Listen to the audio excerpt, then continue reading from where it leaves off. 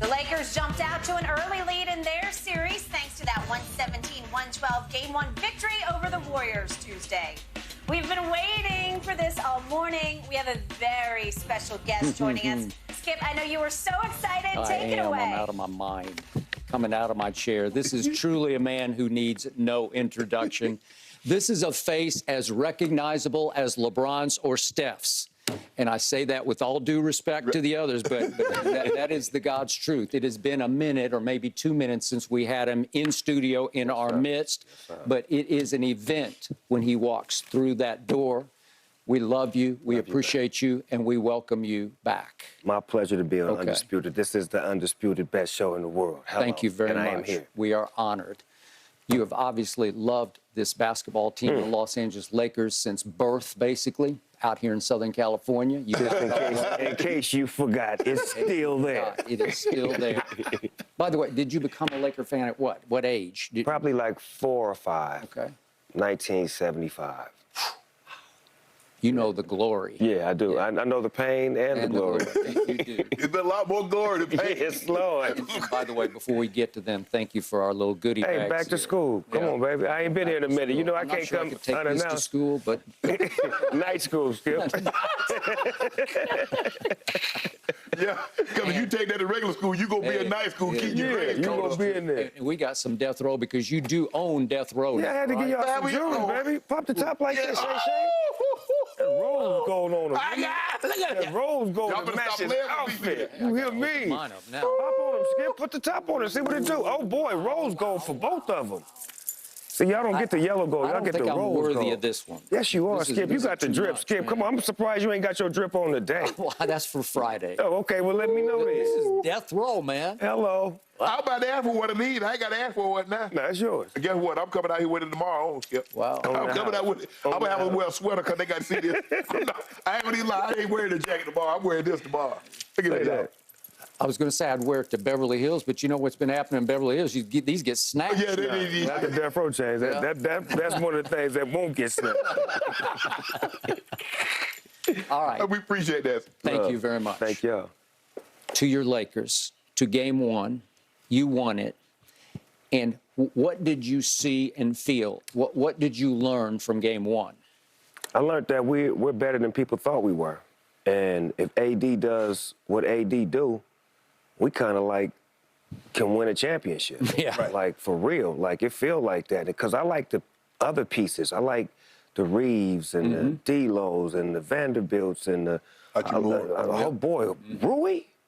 Asian persuasion? My God. Yes, sir. I'm just loving the way that the players don't have a problem coming in when they get in. It's nobody pouting. D-Lo on the sideline, he clapping. Schroeder, he clapping. Right. Everybody is for each other. It's nobody like, man, why ain't in the game? And that sometimes could break a team up where you feel like I should be in the game at this moment. Let Darvin Ham coach. He knows the rotation better than anybody.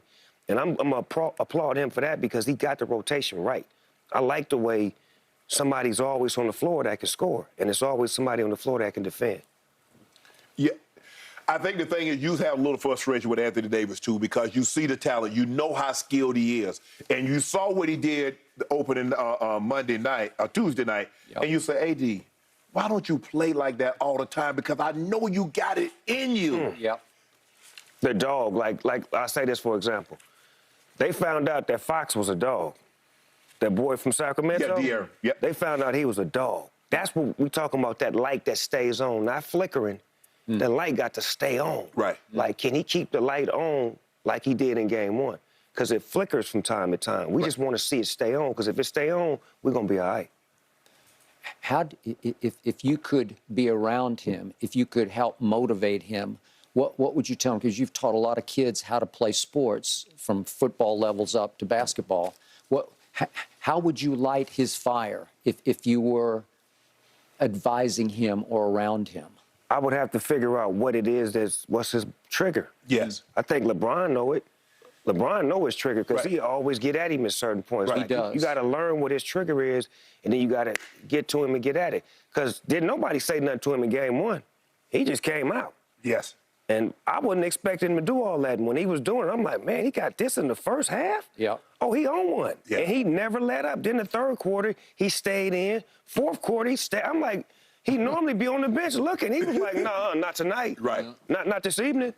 By the way, I forgot to bring this up, but AD had one glitch in the game. He just, I don't know what he did. He just threw it out of bounds as they were inbounding the ball to LeBron, and LeBron got on him, and it worked. It seemed to elevate him. LeBron know that trigger. Yeah. Right. When you have a certain level of respect, and you know he's not trying to embarrass you, you'll be more receptive to the criticism because you're looking at LeBron.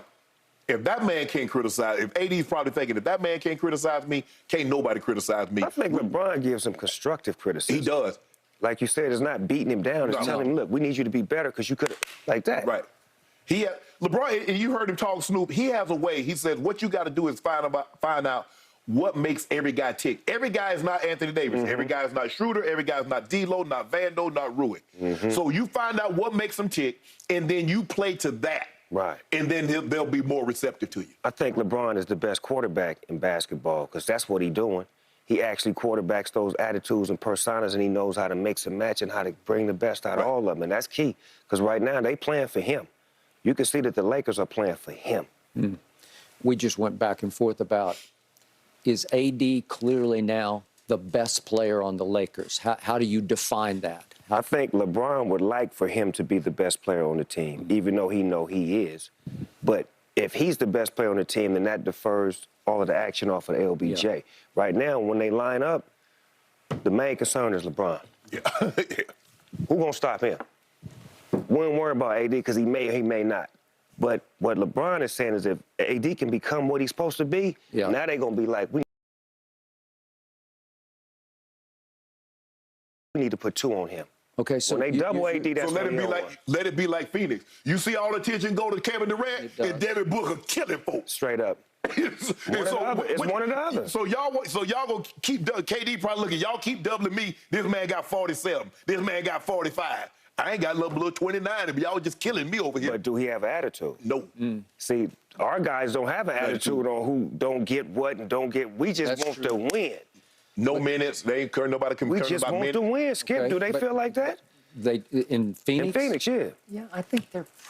The problem is they lost their quarterback, so now they're in big trouble. Now everybody's going to run the show now. Who's the point? Well, they say Booker's going to try to bring the ball up, but he better can't off the do ball. it all. Yeah. He a true two. Yeah, true. About as true as you can get. Draymond Green is a better point guard than all of them. Yeah, no, that's true. For real. He is. For real. So you're saying if AD becomes consistently is the best player, you can win the championship. Oh, yeah. Definitely. Right? If he can give us 3 games like he gave us in game 1, every series, we straight. We only need 3 like that. LBJ good for 1. Hello. Hey, LBJ gonna give you 1. And I'm thinking that Reeves, AR-15, will come through and get something off. I'm such a fan of Reeves. I want to meet you, AR. I'm a fan, man. I want to meet you. This Snoop Dogg diehard Laker. I want to meet you, dog. So how do you explain his rise? He's undrafted out of Oklahoma. He was a poor three-point shooter. He's below 30% at Oklahoma. He stayed all the years. He was at Wichita State in Oklahoma. He came from a little tiny town in the middle of Arkansas, in the middle of nowhere. How do you explain his rise to a man that LeBron James now trusts? He's blessed him as, I trust you. That's work ethic. That's in that man. That's in that man. He's cut like that. He comes from some family genes or DNA of workers and hard workers, and he found a way. And once he got his opportunity, he wasn't going to give it up. I know a lot of kids that done that never got that moment, and when they finally got it, they never got off the field or they never got off the court because they worked so hard for that moment. And it just feels like that's what this guy is. He's a natural point guard. If you know anything about basketball, his handles, his ability to see and find, he's a natural PG. And then being with LeBron and the squad, his confidence then went up. He got swag now. His three-point shot has developed. It has. And nobody's paying attention to him because he's the other. Right. And that's what's going to kill you when you don't worry about my brother from the other mother. It's him, Jim. He said, I am him. He is I am him. I am him. That's what he said. But Skip, to Snoop's point, that just goes to show you put time in. This is why people have been so critical of Ben Simmons. Because you tell me Ben Simmons has gotten better at shooting the basketball. You said AR just in 3 years ago, he was a terrible three-point shooter. He was terrible. Now look at him. When you put the time, you can see guys that put the time in, they get better and better. Look at Jason Tatum. From the time his rookie year, his second year, to where he is now. Now he's about to be a 2-time All-NBA player. If you put the work in, but you can't fool it now, you can all them little clips, you can get some, social media, you can splice, hey, we good, all that cut, we done. And put that up there, man, he working in the gym, man, he getting that work in. Yeah. No, you're not, because it's going to show in the regular season. Really you watch AR-15 and you watch where he came from to what he is now, that's hard work. That's it. You'll never hear me on Instagram cussing him out, telling him to hit the gym. But it's a couple other players on that team that need to get their butts in that gym. Brown and Beasley, I don't need y'all missing no more shots, man. Y'all get paid to hit, man. It ain't to demean y'all, it's to let you know, as a fan, get your shot together, man. When they kick the rock, you got to hit it, because them boys we playing, they not going to miss too many. So make sure you get your game together. I Skip told me I'll be hard on Instagram, I'm a fool. I can't say what I say on Instagram, on the network. But you understand me? I speak for all of us. Okay, but Malik came to the Lakers having made the third most three-pointers over the last 2 seasons to, who was it, to Steph and Buddy Hield. Well, that's pretty great, but I haven't seen that manifest itself. But what do you always say? When LeBron kicks you the rock, it's different than when somebody in Minnesota kicks you the rock, right? And you getting the rock kicked to you in purple and gold. Yeah. Purple and gold is different than Utah. We expect it through the bottom, man. Exactly. Through the bottom. He's streaky. He'll hit a hot streak here. They're going to be all right. I just think that they needed to hear from me, to hear the diehard say that he's watching. When they know the diehard is watching, I speak. Jack Nicholson, them, they don't say nothing. They just come to the game and do all this. The D.O. Double going to speak his piece. So they know. Get it together, fellas. You going to the game Saturday? You know I'm going to be there. Yeah. I have to be there. I had to buy a home. Come on, Shay Shay. I don't care what it costs. I don't care what it costs. I care what it costs. When you say when them ticket prices, I say I appreciate it, but I'm going to have to catch Steph in the regular season. Yeah, they need to see us, though, baby. By the way, was it good to see Jack back the other night? It was amazing. It was, man, I wish I could have been at that ball game to see Jack, just to see him. Did you speak to him, or I wasn't at the game? Okay, you weren't. So in other words, you done saved up for this game, right? Yeah, I had to put my money together. Come on, Shay, them tickets get high every round. I had to save my money up. Yeah, man. He's got to save his money for the Ottawa Senators. We're going to talk about that in a little bit here. Okay, game 2 tonight. Yes. Is the home team going to make 21 more threes tonight? I don't think so. I think they're going to make more free throws tonight. I see them being aggressive going to the rack, because if you look at the game 1, they didn't get a lot of free throws. 5 out of 6. Yeah, what they found out was playing against us, shooting threes don't beat us. You got to have some inside game, too. You got to have some free throw action, because they shot all them threes, and we was up by 1 point at the half. I do remember that. Yeah. And then the second half, it changed with, like, the shot selection or whatnot. But I think they smart enough to know that now they got to go balance now. You can't just outshoot us. We not the Kings. We the Lakers. We got big men. We got people that come off the bench. You're going to have to find a way to beat us with that small ball. Right. That was working, but I don't think it can work all game. If you look at what gives the Lakers problems, it's athletic point guards and wings. The Jason Tatums, Jaylen Browns, the De'Aaron Fox, the Ja Morants. That's what, if you go back and look at the Lakers, who beat the Lakers? Those are the type players. Do the Warriors have enough of those type players? When I look at Wiggins and I look at those guys, now Steph is not like a De'Aaron Fox. He's not like Ja, that's going to constantly attack the paint. Right. Now, you hug up on him, try to run him off the 3, yeah, he'll put the ball on the floor. But Snoop, you said they're going to be aggressive, but that's not who they are. So now, I hope they're aggressive. Golden State. Yeah, I hope Golden State's aggressive. Poole will be aggressive. Poole will be very aggressive. I hope they get settled for 2s. They definitely can't beat us shooting 2s. No. That's better for us, though. Yeah. Come on inside that line. Come on up in here. You're right up in there. There you go.